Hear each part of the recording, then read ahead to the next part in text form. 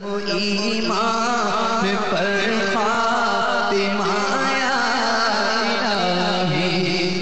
ایمان پر خاتمہ یا الہی،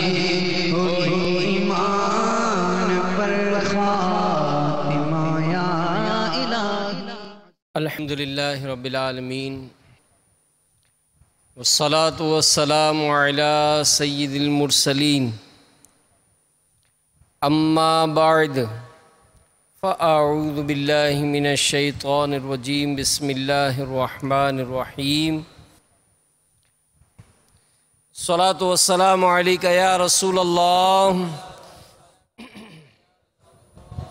وعلی آلک وصحابک یا حبیب اللہ۔ الصلاة والسلام علیک یا نبی اللہ وعلی آلک وصحابک یا نور اللہ۔ فرمان مصطفیٰ صلی اللہ تعالیٰ علیہ وآلہ وسلم، نیت المؤمن خیر من عملہ، مسلمان کی نیت اس کے عمل سے بہتر ہے۔ اللہ کی رضا کے لیے اور ثواب بڑھانے کے لیے آئیے اچھی اچھی نیتیں کر لیتے ہیں۔ مدنی چینل کے ناظرین بھی حسب حال اچھی اچھی نیتیں کرتے جائیے کہ رضا الہی کے لیے، حصول ثواب کے لیے،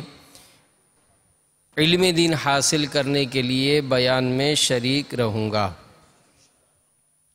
تعظیم علم دین کی خاطر جتنا ہو سکا دو زانوں بیٹھ کر خوب کان لگا کر توجہ کے ساتھ بیان سنوں گا۔ جو باتیں سنوں گا اسے یاد رکھوں گا، عمل کروں گا، دوسروں تک پہنچانے کی کوشش کروں گا۔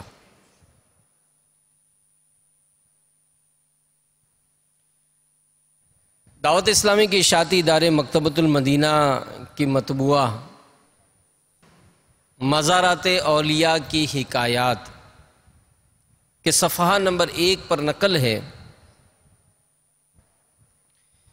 ایک عورت نے مشہور ولی اللہ حضرت سیدنا حسن بصری علیہ رحمۃ اللہ القوی کی خدمت بابرکت میں حاضر ہو کر عرض کی، میری جوان بیٹی فوت ہو گئی ہے، کوئی طریقہ ارشاد ہو کہ میں اسے خواب میں دیکھ لوں۔ آپ رحمۃ اللہ تعالی علیہ نے اسے عمل بتایا، اس نے وہ عمل کیا تو ایک رات اپنی مرحومہ بیٹی کو خواب میں دیکھا، مگر اس حال میں کہ اس کے بدن پر تارکول یعنی ڈامڑ کا لباس،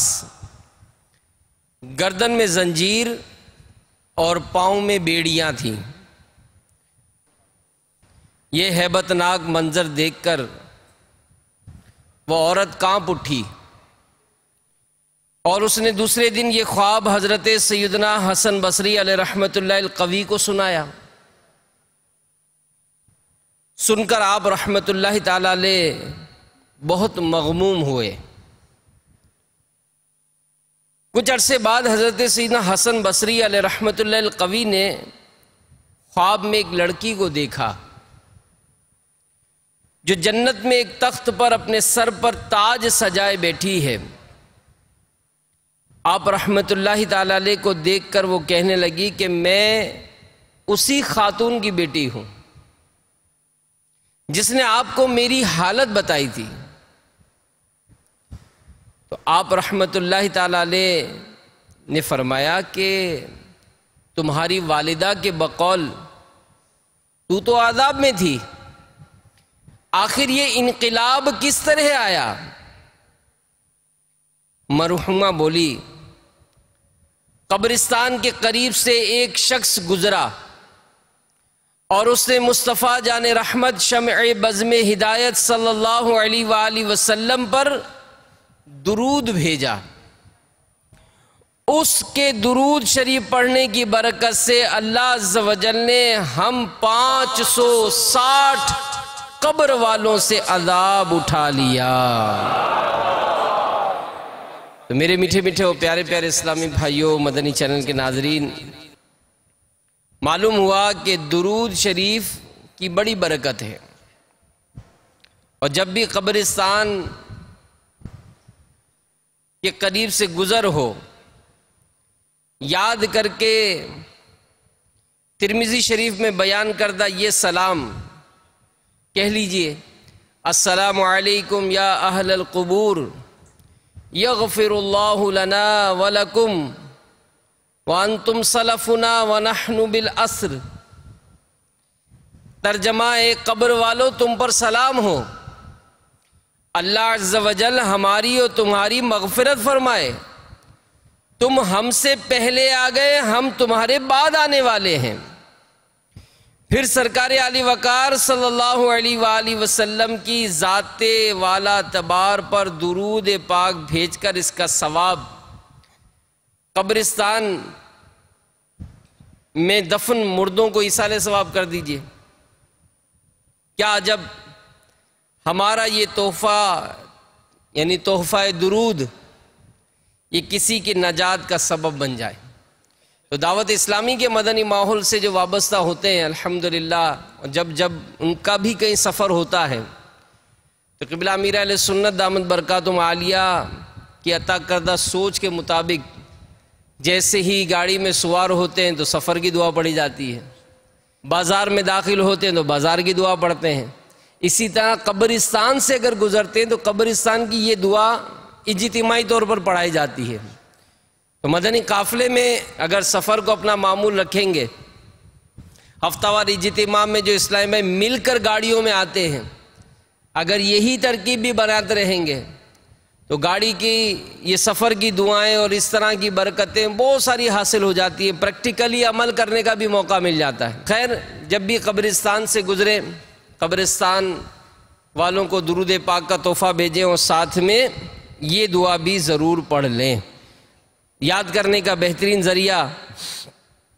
دعوت اسلامی کے مدنی قافلوں میں سفر، عاشقان رسول کی صحبت، یہ انشاءاللہ عز و جل ہمیں اس کی بے شمار برکتیں حاصل ہوں گی۔ ذہ نصیب مدرسۃ المدینہ بالغان میں داخلہ لے لیا جائے تو یہ ایک ایسا ذریعہ ہے کہ روزانہ ہی عاشقان رسول کی صحبت نصیب ہوگی۔ انشاءاللہ یہ دعائیں اور بہت ساری دعائیں، سنت آداب سیکھنے کا موقع ملے گا۔ صلو علی الحبیب صلی اللہ تعالی علی محمد وعلی آلہ وصحبہ وبارک وسلم۔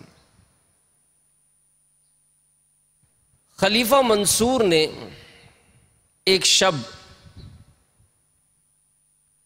اپنے بیٹوں کو حکم دیا کہ امام ابو جعفر صادق رضی اللہ تعالی عنہ کو میرے پاس پیش کرو تاکہ میں ان کو قتل کر دوں۔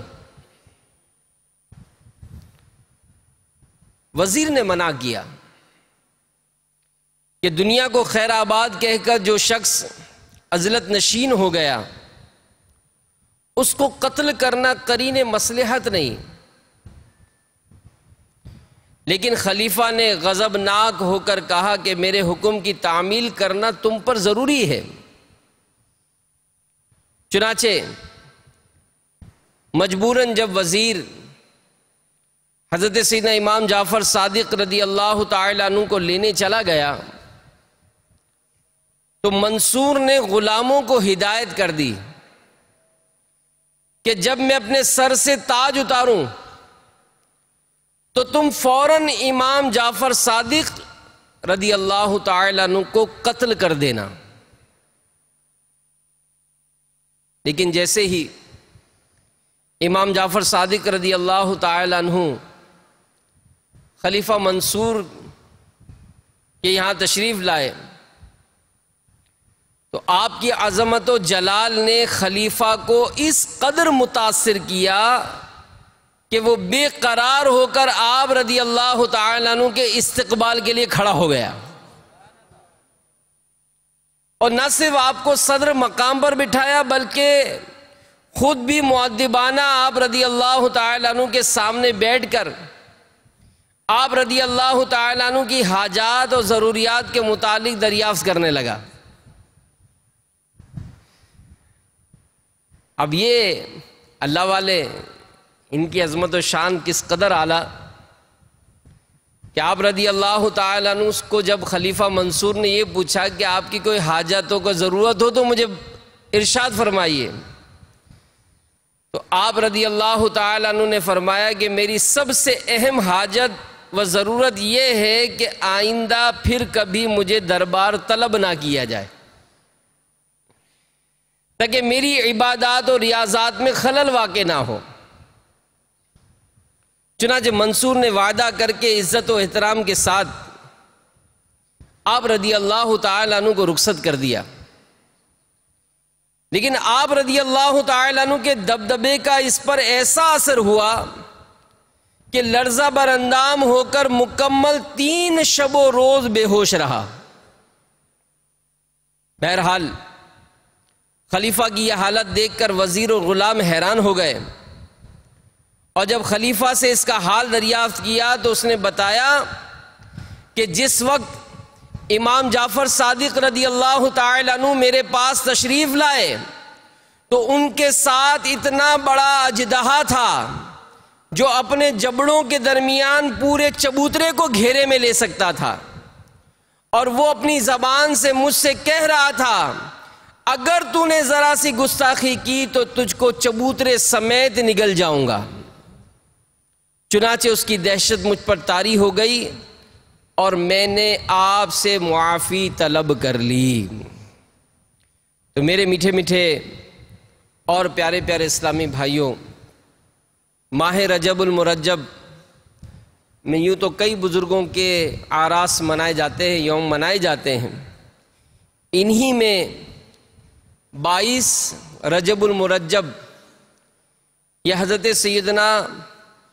امام جعفر صادق رضی اللہ تعالیٰ عنہ کا یوم بھی منایا جاتا ہے۔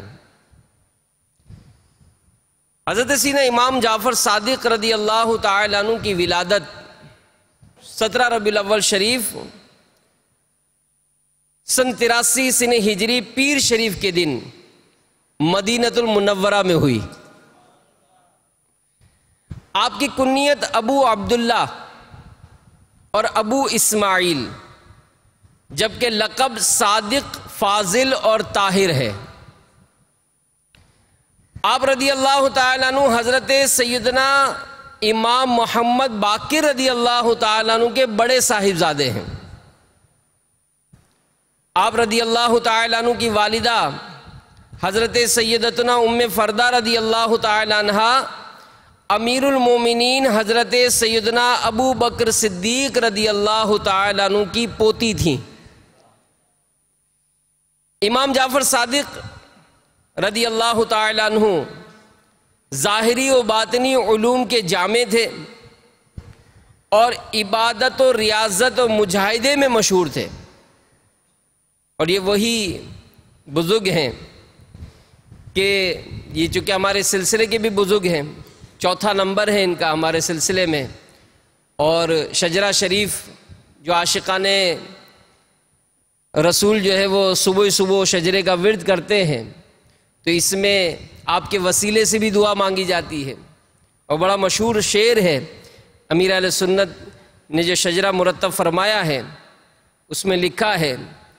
کہ صدق صادق کا تصدق صادق الاسلام کر، صدق صادق کا تصدق صادق الاسلام کر، بے غضب راضی ہو کاظم اور رضا کے واسطے، بے غضب راضی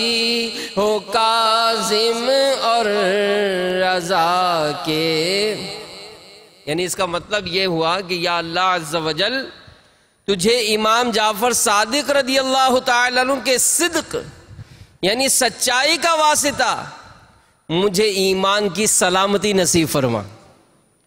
اور امام موسیٰ کاظم اور امام علی رضا رضی اللہ تعالیٰ عنہما کے صدقے مجھ سے بغیر غضب فرمائے راضی ہو جا، آمین بجاہ النبی الامین صلی اللہ تعالیٰ علیہ وآلہ وسلم۔ تو میرے میٹھے میٹھے اور پیارے پیارے اسلامی بھائیوں، یہ سلسلہ عالیہ قادریہ عطاریہ کے بزرگ، ان کے بارے میں امام مالک رضی اللہ تعالیٰ عنہ فرماتے ہیں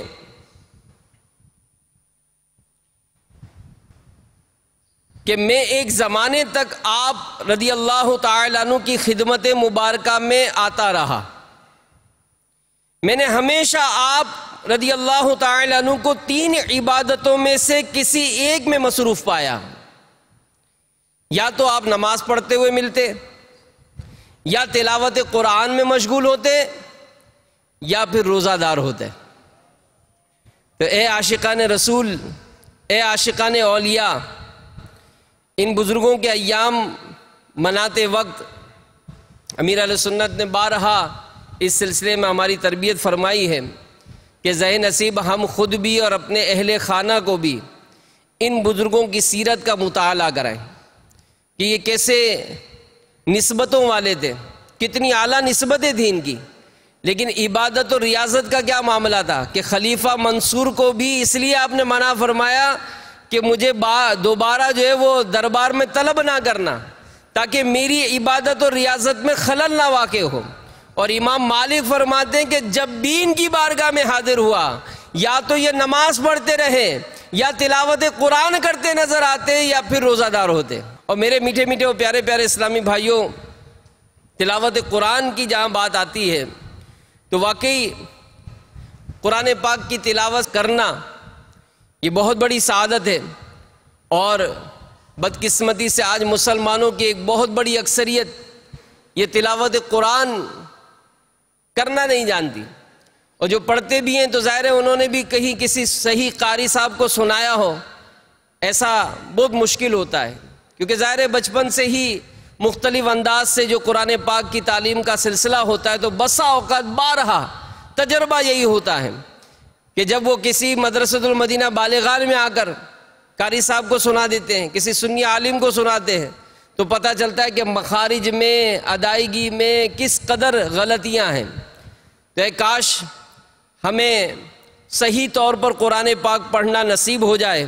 اور وہ اسلامی بھائی بھی بہت خوش نصیب ہیں جو نہ صرف خود قرآن پاک پڑھتے ہیں بلکہ دوسروں کو بھی سکھاتے ہیں، اور دعوت اسلامی کے مدنی ماحول میں اس کے بھی مواقع فراہم ہوتے ہیں کہ الحمدللہ ایک بہت بڑی تعداد ہے کہ جو اگر اس بات کا یوں سمجھیں ان سے کہا جائے کہ مدرسۃ المدینہ بالغان یہ میرا محسن ہے، جی ہاں، اسی مدرسۃ المدینہ بالغان میں آ کر ہم نے بھی اپنا قرآن پاک درست کیا، تو اب اگر دعوت اسلامی کے اس مدنی ماحول نے ہمیں اتنی بڑی نعمت عطا کی تو ہونا تو یہی چاہیے کہ کچھ نہ کچھ وقت نکال کر ہم اس قرآن کی تعلیم کو عام کرتے رہیں اور اس کی فضیلت سنیے۔ دعوت اسلامی کے اشاعتی ادارے مکتبۃ المدینہ کی مطبوعہ امیر اہل سنت کا رسالہ ہے تلاوت کی فضیلت، اس کے صفحہ نمبر 5 پر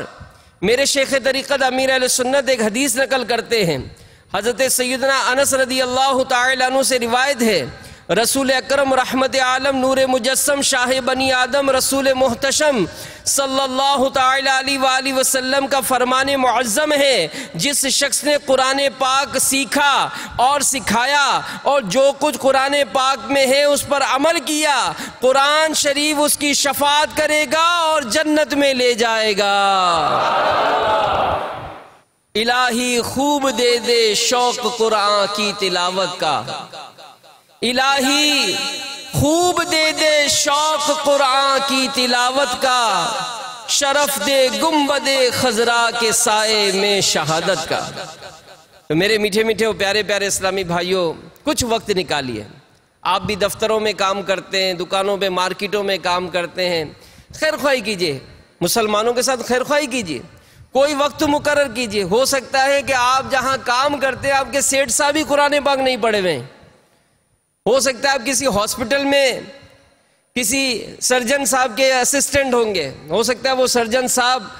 جو ڈاکٹر صاحب ہیں بہت اچھی انہوں نے ڈگریاں لی ہیں دنیاوی طور پر، لیکن انہیں درست طور پر قرآن پڑھنا نہیں آتا۔ ہو سکتا ہے کہ آپ کسی بڑے دنیاوی طور پر بڑے افسر کے تحت ہوں گے، کام کرتے ہوں گے، لیکن وہ افسر بھی قرآن پاک نہیں پڑھے ہوئے۔ انفرادی کوشش کریں، الگ سے ہی کچھ 12 منٹ بھی دے دیں گے تو اللہ کی رحمت سے صحیح مخارج کے ساتھ قرآن پڑھنا سیکھ لیں گے۔ اور پھر فضیلت سنیے، حضرت سیدنا انس رضی اللہ تعالیٰ عنہ سے روایت ہے، جس شخص نے قرآن مجید کی ایک آیت یا دین کی کوئی سنت سکھائی، قیامت کے دن اللہ تعالیٰ اس کے لیے ایسا ثواب تیار فرمائے گا کہ اس سے بہتر ثواب کسی کے لیے بھی نہیں ہوگا۔ اور ذو النورین جامع القرآن سیدنا عثمان ابن عفان رضی اللہ تعالیٰ عنہ روایت کرتے ہیں، تاجدار مدینہ سلطان باقرینہ صلی اللہ علیہ وآلہ وسلم نے ارشاد فرمایا، جس نے قرآن مبین کی ایک آیت سکھائی اس کے لیے سیکھنے والے سے دگنا ثواب ہے۔ اور ایک اور حدیث میں ہے کہ سیدنا انس رضی اللہ تعالیٰ عنہ روایت کرتے ہیں، خاتم المرسلین شفیع المذنبین رحمت للعالمین صلی اللہ تعالیٰ علیہ وآلہ وسلم فرماتے ہیں، جس نے قرآن عظیم کی ایک آیت سکھائی، جب تک اس آیت کی تلاوت ہوتی رہے گی اس کے لیے ثواب جاری رہے گا۔ دنیا سے تو جانا ہی ہے، دنیا سے تو جانا ہی ہے، ایک دن مرنا ہے، آخر موت ہے، کر لے جو کرنا ہے، آخر موت ہے۔ لیکن قبر میں جانے کے بعد جو نیک اعمال کیے ہوں گے اس میں یہ کتنا زبردست صدقہ جاریہ ہے کہ جس کو قرآن سکھایا ہوگا، جب جب وہ قرآن پڑھے گا ہمیں اس کا ثواب قبر میں تحفے کی صورت میں ملتا رہے گا۔ تو یہ گھاٹے کا سودا نہیں ہے، ہمت کیجئے، ذہن بنا لیجئے۔ امیر اہل سنت نے تو مدنی انعامات میں یہ مدنی انعام عطا فرمایا کہ روزانہ مدرسۃ المدینہ بالغان میں پڑھتے ہیں یا پڑھاتے ہیں، تو پڑھنے کی بھی نیت کر لیں گا نہیں پڑھے ہوئے تو، اور اگر اللہ کے کرم سے یہ سعادت یہ برکت ملی ہے کہ درست طور پر قرآن پڑھنا جانتے ہیں تو مسلمانوں کے ساتھ خیر خواہی کیجیے۔ واقعی بہت بڑی تعداد ہے مسلمانوں کی جو قرآن پڑھنا نہیں جانتی، اور رمضان کا مہینہ بھی قریب ہے۔ سبحان اللہ، آقا صلی اللہ علیہ وآلہ وسلم اس ماہ مبارک میں جبریل امین علیہ السلام کے ساتھ تلاوت قرآن کا دور فرمایا کرتے تھے۔ امام اعظم ابو حنیفہ 62 مرتبہ قرآن پاک پڑھا کرتے تھے۔ کیسا ان کا شوق، کیسا ان کا جذبہ ہوتا تھا۔ تو ہم بھی ہمت کریں، رمضان مبارک کی آمد سے پہلے کچھ ایسی کمر کس لیں اور اسلامی بھائیوں سے رابطہ کر لیں، کسی کو راضی کر لیں، جو آپ کو اوقات میسر ہیں انہی اوقات میں سے کسی کی ترکیب بنا لیں۔ ہو سکتا ہے کہ آپ کی اپنی فیکٹری میں مدنی چینل کے ناظرین بھی غور کر لیں، ہو سکتا ہے آپ کے اطراف میں ایسے دعوت اسلامی کے اسلامی بھائی ہوں گے جو قرآن پڑھا سکتے ہیں۔ آپ نے ہو سکتا ہے ان کو مشینیں چلانے کے لیے تنخواہیں دے رہے ہوں گے، اس بات پر راضی کر لیجئے کہ تھوڑی دیر وہ آپ کو قرآن پڑھا لیں۔ تو بہرحال جو شرعی تقاضے ہیں اس کے مطابق قرآن پڑھنے کی سعادت حاصل کیجیے۔ اور اگر آپ کے بچے بھی قرآن پاک نہیں پڑھے ہوئے تو دیکھیں، دعوت اسلامی یہ ہے ہی تبلیغ قرآن و سنت کی عالمگیر تحریک۔ کیسے کیسے ذریعے اختیار کیے، مدنی منوں کو مدرسۃ المدینہ میں قرآن پڑھایا جا رہا ہے، مدنی منیوں کو مدرسۃ المدینہ للبنات میں قرآن پڑھایا جا رہا ہے، اسلامی بہنوں کو مدرسۃ المدینہ بالغات میں قرآن پڑھایا جا رہا ہے، اسلامی بھائیوں کو مدرسۃ المدینہ بالغان میں قرآن پڑھایا جا رہا ہے۔ اب مدنی چینل کے وہ ناظرین جو بیرون ملک ہمیں سن رہے ہیں وہ دل چھوٹا نہ کریں، الحمدللہ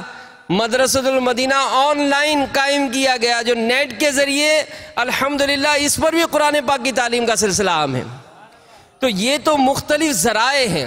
جس کو دعوت اسلامی جو ہے وہ حاصل کر رہی ہے، لیکن اس کام کو کرنے کے لیے بہت زیادہ تعداد کی ضرورت ہے۔ مختلف کورسز یہاں ہوتے ہیں، تربیتی کورسز ہوتے ہیں، مدرس کورس ہوتے ہیں، امامت کورس ہوتے ہیں، ان میں بھی قرآن پاک درست مخارج کے ساتھ سکھایا جاتا ہے۔ تو زندگی میں بہت ساری ڈگریاں حاصل کی، بہت سارے علوم و فنون حاصل کیے، فرض علوم نہیں سیکھے، قرآن پاک پڑھنا نہیں سیکھا، تو ہمت کیجئے اور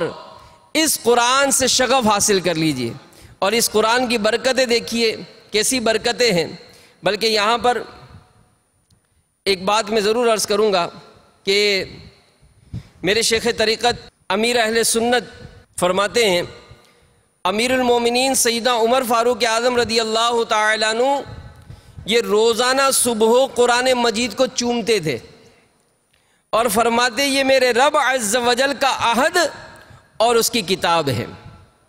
اور کئی بزرگوں کے احوال لکھے کہ جس میں الحمدللہ وہ گھر میں آ کر سب سے پہلا کام ہی یہی کرتے تھے کہ تلاوت قرآن کیا کرتے تھے۔ تو ہم میرے میٹھے میٹھے اسلامی بھائیوں غور کریں اور سوچیں کہ اتنی زندگی گزری، ہم نے کتنی مرتبہ اس قرآن پاک کو مکمل ختم کیا؟ تو جو درست طور پر مخارج کے ساتھ پڑھنا جانتے ہیں، امیر اہل سنت نے انہیں ہر سال 12 ماہ میں ایک مرتبہ کم از کم قرآن پاک پڑھنے کا یہ مدنی انعام عطا فرمایا ہے۔ میرے آقا اعلیٰ حضرت امام اہل سنت مولانا شاہ امام احمد رضا خان علیہ رحمت الرحمن فرماتے ہیں، بلا شبہ اتنی تجوید جس سے تصحیح حروف ہو، یعنی قواعد تجوید کے مطابق حروف کو درست مخارج سے ادا کر سکے اور غلط خوانی یعنی غلط پڑھنے سے بچے، یہ فرض عین ہے۔ تو دعوت اسلامی الحمدللہ چھوٹے مدنی منع ہوں، منیاں ہوں، اسلامی بہنوں، اسلامی بھائی ہوں، بوڑھے ہوں، الحمدللہ قرآن پاک کی تعلیم کو عام کر رہی ہے۔ تو اس سلسلے میں دعوت اسلامی کے مدنی ماحول سے وابستہ اسلامی بھائیوں سے تعلق رکھیں، انشاءاللہ ان کے ساتھ سلسلہ رکھیں گے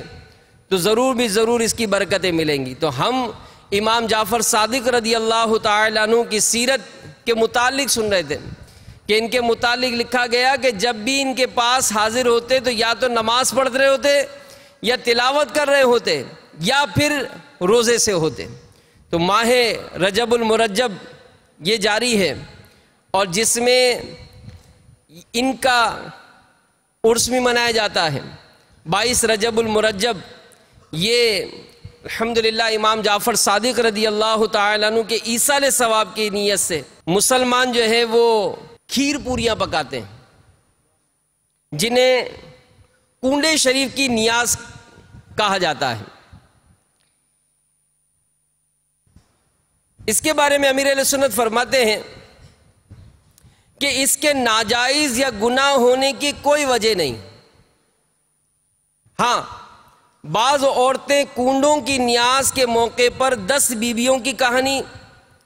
لکڑ ہارے کی کہانی وغیرہ پڑھتی ہیں، یہ جائز نہیں، کیونکہ یہ دونوں اور جناب سیدہ کی کہانی یہ سب من گھڑت کہانیاں ہیں، ان کو نہ پڑھا جائے، بلکہ اس کی بجائے سورہ یاسین شریف پڑھ لیا کرے کہ 10 قرآن ختم کرنے کا ثواب ملے گا۔ اور یہ بھی یاد رکھیے کہ کنڈے ہی میں کھیر کھلانا کھانا یہ ضروری نہیں، دوسرے برتن میں بھی کھا اور کھلا سکتے ہیں، اور اس کو گھر سے باہر بھی لے جا سکتے ہیں۔ بے شک نیاز و فاتحہ کی اصل یعنی بنیاد ایصال ثواب ہے، اور رجب کے کنڈے بھی ایصال ثواب ہی کی ایک قسم ہے، اور ایصال ثواب یعنی ثواب پہنچانا قرآن کریم و احادیث مبارکہ سے ثابت ہے۔ ایصال ثواب دعا کے ذریعے بھی کیا جا سکتا ہے، کھانا وغیرہ پکا کر اس پر فاتحہ دلا کر بھی کیا جا سکتا ہے۔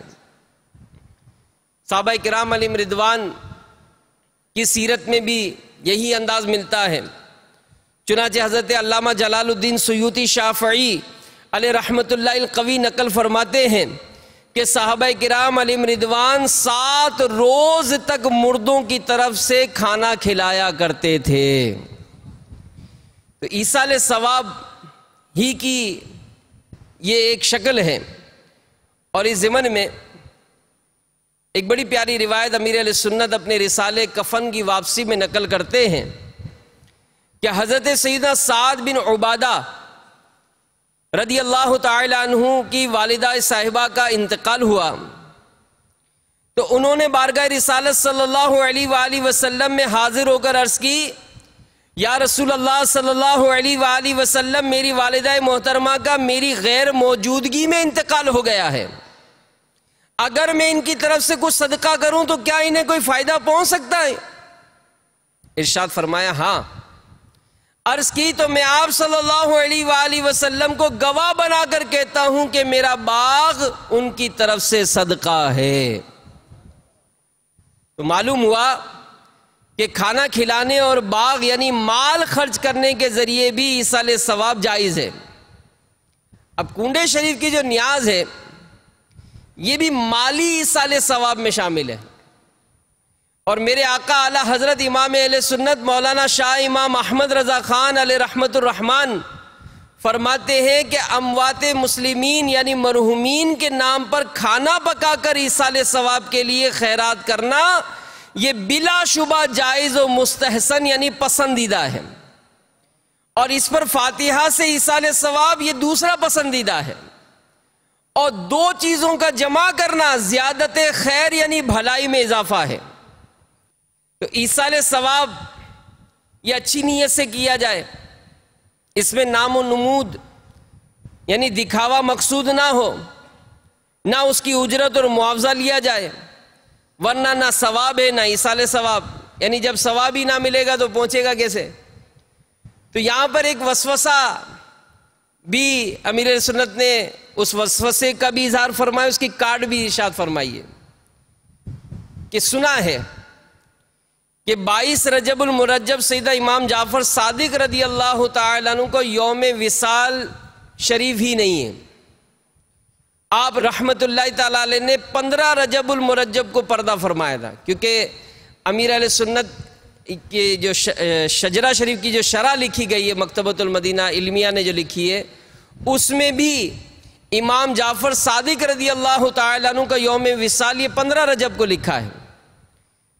تو کسی کے ذہن میں وسوسہ آیا لہذا 22 رجب کو کنڈے کرنے ہی نہیں چاہیے، تو امیر علیہ سنت فرماتے ہیں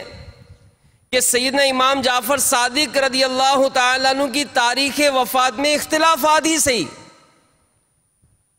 اور 22 رجب المرجب آپ رحمت اللہ تعالیٰ علیہ کا وصال کا دن نہ بھی ہو تب بھی مسلمانوں میں اس دن آپ رحمت اللہ تعالیٰ علیہ کے ایصال ثواب کے لیے کنڈے شریف رائج ہیں، اور ایصال ثواب سال میں جب بھی کریں یہ جائز ہے۔ کنڈے کو ناجائز کہنا یہ شریعت پر افطرا یعنی تہمت باندھنا ہے۔ ناجائز کہنے والے پر پارہ 7 سورۃ المائدہ کی آیت نمبر 87 میں بیان کردہ حکم الہی سے وہ عبرت پکڑیں، چنانچہ ارشاد ہوتا ہے یا ایھا الذین آمنوا لا تحرموا طیبات ما احل اللہ لکم ولا تعتدوا ان اللہ لا يحب المعتدین۔ میرے آقا اعلیٰ حضرت امام اہل سنت مولانا شاہ امام احمد رضا خان علیہ رحمت الرحمن کنز الایمان شریف میں اس کا ترجمہ کچھ یوں کرتے ہیں، اے ایمان والو حرام نہ ٹھہراؤ وہ ستھری چیزیں کہ اللہ نے تمہارے لیے حلال کی، اور حد سے نہ بڑھو، بے شک حد سے بڑھنے والے اللہ کو ناپسند ہیں۔ یہاں پر ایک اور وسوسہ بھی آتا ہے کہ تیجا 40واں 11ویں 12ویں کنڈے وغیرہ کے نام پر یہ دن مخصوص کیوں کیے گئے ہیں؟ تو امیر علیہ سنت اس وسوسے کا جواب ارشاد فرماتے ہیں کہ ایصال ثواب کے لیے شریعت میں کوئی مدت اور وقت متعین کرنا یعنی مقرر کرنا ضروری نہیں، البتہ دن وغیرہ مقرر کرنے میں شرعاً حرج بھی نہیں۔ وقت مقرر کرنا 2 طرح ہے، نمبر 1 شرعی یعنی شریعت نے کسی کام کے لیے وقت مقرر فرمایا، مثلا قربانی، حج وغیرہ، اور دوسرا عرفی یعنی شریعت کے جانب سے مقرر نہ ہو لیکن لوگ اپنی اور دوسروں کی سہولت کی اور یاد دہانی یا کسی خاص مصلحت کے لیے وقت خاص کر لے، جیسے آج کل مساجد میں نمازوں کی جماعت کے لیے اوقات مخصوص کرنا کہ ظہر کی نماز 2 بجے ہوگی، عصر کی نماز 5:30 بجے ہوگی، فجر کی نماز 5:30 بجے ہوگی، اس طرح سے۔ حالانکہ پہلے جماعت کے لیے وقت طے نہیں ہوتا تھا، جب نمازی اکٹھے ہو جاتے جماعت کھڑی ہو جاتی تھی، بلکہ بعض کاموں کے لیے تو خود سرکار علیہ الصلوۃ والسلام نے بھی وقت مقرر فرمایا۔ حضور علیہ الصلوۃ والسلام شہدائے احد علیہم رضوان کی زیارت کے لیے ہر سال یعنی برس کے آخری کا وقت مقرر فرمایا تھا۔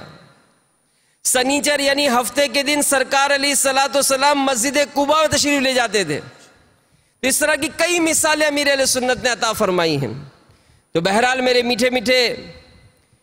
پیارے پیارے اسلامی بھائیوں، اسی طرح علماء یہ جب طلباء کو اسباق شروع کراتے ہیں، سبق یاد کراتے ہیں، تو سبق شروع کرنے کے لیے بدھ کا دن مقرر کرتے ہیں، تو اس میں کوئی شرن حرج نہیں۔ تو اس طرح کی اور بہت ساری معلومات یہ الحمدللہ امیر اہل سنت نے اپنے رسالے کفن کی واپسی میں بہت تفصیلاً ارشاد فرمائی ہے، اسے بھی ضرور پڑھ لیں۔ اور ویسے بھی یہ 22 رجب کے بعد الحمدللہ جو 27 رجب ہے اس میں معراج شریف کے واقعات ہوں گے انشاءاللہ، تو اس کے بھی روزوں کے فضائل اور یہ سارے معاملات اس میں الحمدللہ لکھے گئے ہیں۔ تو بہرحال میرے میٹھے میٹھے اور پیارے پیارے اسلامی بھائیوں، مدنی چینل کے ناظرین، بزرگوں کے نام پر جو ایصال ثواب کیا جاتا ہے اس کی میں آپ کو ایک مدنی بہار عرض کرتا ہوں۔ سبحان اللہ، سنیے۔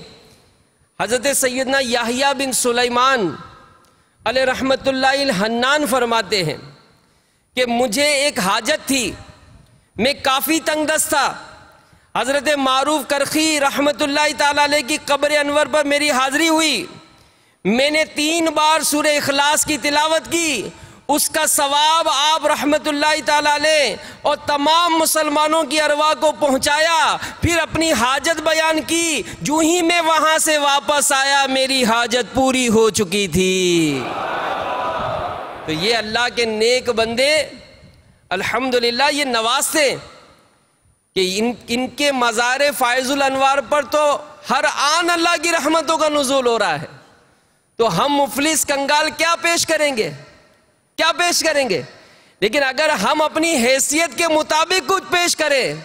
تو یہ تو سخیوں کا گھرانہ ہے، یہ تو عطا کیسی فرماتے ہیں، سبحان اللہ۔ تو بہرحال اسی طرح ایک اسلامی بھائی کا بیان ہے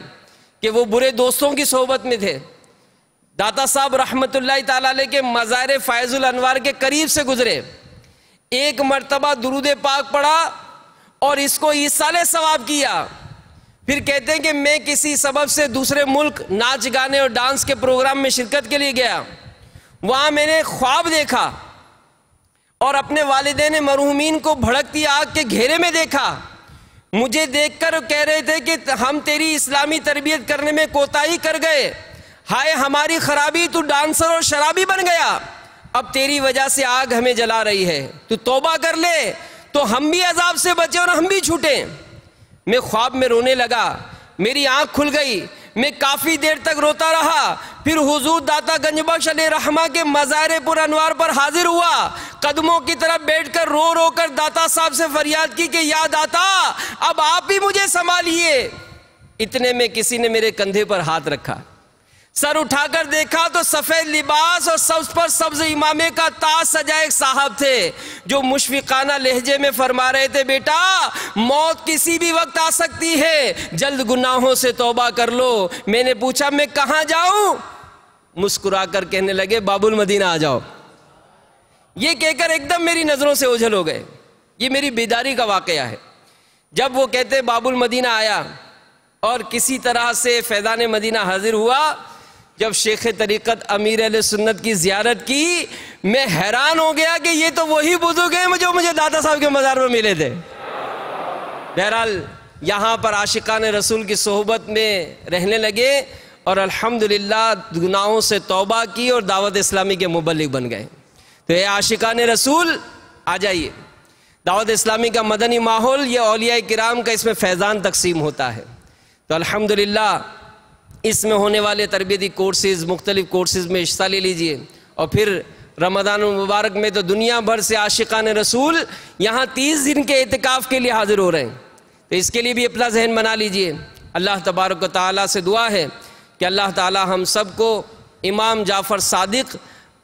رضی اللہ تعالیٰ عنہ تمام اہل بیت کی پکی اور سچی محبت عطا فرمائے، ان کے فیوز و برکات سے ہم سب کو مالا مال فرمائے۔ آمین بجاہ النبی الامین صلی اللہ تعالی علیہ وآلہ وسلم صلو علی الحبیب صلی اللہ تعالی ایمان پر